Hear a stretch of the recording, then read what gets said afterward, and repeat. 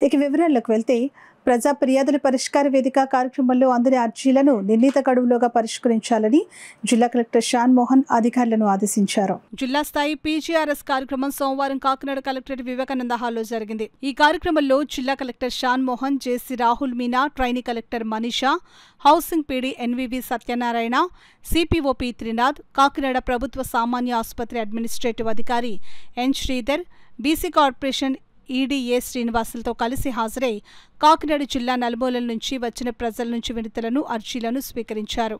ఈ అర్జీలను ఆయా శాఖల అధికారులకు సూచిస్తూ వాటిపై సత్వరం సమగ్రమైన విచారణ చేపట్టి తగిన పరిష్కారం అందించాలని అధికారులను ఆదేశించారు. బియ్యం కార్డు మంజూరు, కార్డులలోని పేర్లు మార్పులు చేర్పులు, పింఛన్లు, ఉద్యోగోపాధి అవకాశాలు, ఇళ్ల స్థలాలు, భూమి వివరాలు ఆన్లైన్లో నమోదు, రీసర్వే, ఆక్రమణల తొలగింపు, డ్రైన్ కాలువల్లో పూడిక తొలగింపు, పారిశుద్ధ్యం, ఆటో డ్రైవర్ల సేవలో వంటి అంశాలకు చెందిన మొత్తం 353 అర్జీలు అందాయి. ఈ సందర్భంగా కలెక్టర్ షాన్ మోహన్ మాట్లాడుతూ ప్రతి సోమవారం ప్రజా ఫిర్యాదుల పరిష్కార కార్యక్రమాన్ని రాష్ట్ర ప్రభుత్వం ప్రతిష్టాత్మకంగా నిర్వహిస్తుందని అన్నారు. ఈ కార్యక్రమంలో అందిన దరఖాస్తులు, అర్జీలను క్షుణ్ణంగా పరిశీలించి నిర్ణీత గడువులోగా పరిష్కరించాలని అన్నారు. ఆయా శాఖల్లో నమోదైన అర్జీలపై అధికారులు ప్రత్యేక దృష్టి సారించాలని అన్నారు. జిల్లా స్థాయి అధికారి ఆడిట్ చేసి నివేదిక పంపించిన తరువాత వాటిని రాష్ట్ర స్థాయిలో ఆడిట్ నిమిత్తం పంపుతామని ఆయన తెలిపారు.